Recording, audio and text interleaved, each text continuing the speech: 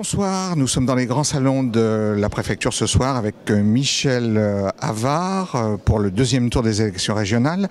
Michel Havard, évidemment, je suppose que vous êtes heureux ce soir. Bien sûr, je suis très heureux de cette belle victoire de Laurent Wauquiez. C'était un match difficile, il l'a remporté largement et je pense de belle façon.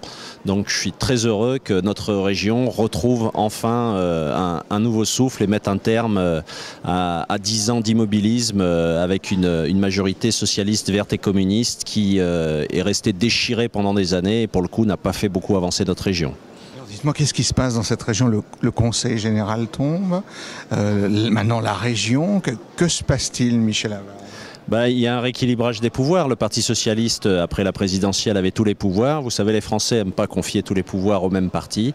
Donc, il y avait à la fois une conjonction nationale qui nous était favorable, mais je crois que Laurent a créé une dynamique, a donné envie du changement dans la région Rhône-Alpes-Auvergne, et que donc, il a bénéficié de ce double effet, ce qui lui permet ce soir de l'emporter largement. Alors, un mot sur le score du Front National, qui fait beaucoup moins bien au deuxième tour. Monsieur Boudot, d'ailleurs, n'est pas très content. Qu'est-ce qui s'est passé ?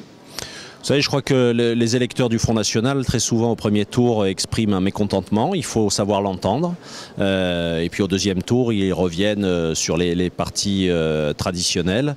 Donc j'en suis très content. Mais également à nous, quand même, d'entendre le message qu'ils nous ont envoyé au premier tour. Vous savez, je crois que en politique, il faut défendre des convictions. Les Républicains doivent porter un projet fort pour la France, comme Laurent Wauquiez en a porté un fort pour la région. Et dans ces cas-là, eh bien, la victoire est au bout du chemin. Il faut redonner confiance, à la fois sur les valeurs qu'on porte et en même temps sur la capacité à agir après l'élection.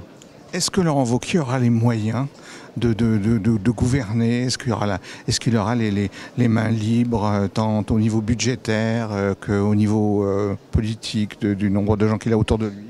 Oui, bien sûr, il va certainement trouver une situation difficile puisqu'il est clair que la région avait connu une dérive dans ses coûts de fonctionnement absolument hallucinante. Donc il va falloir faire des économies pour redonner une capacité d'investissement forte à la région, ce qui est sa vocation première. Investissement pour les lycées, investissement pour la formation, investissement pour le développement économique, investissement pour les transports. Les sujets sont très nombreux et j'ai totalement confiance en Laurent Wauquiez pour faire ça. Il l'a démontré au Puy. L'avantage d'avoir un candidat comme lui, c'est qu'il a montré, au Puy, ça fait 3 ans qu'il baisse les impôts tout en ayant augmenté la capacité d'investissement. Je crois qu'il n'y a pas beaucoup de villes en France qui peuvent annoncer un tel bilan. J'espère que pour la région, on sera capable d'annoncer la même chose dans quelques années.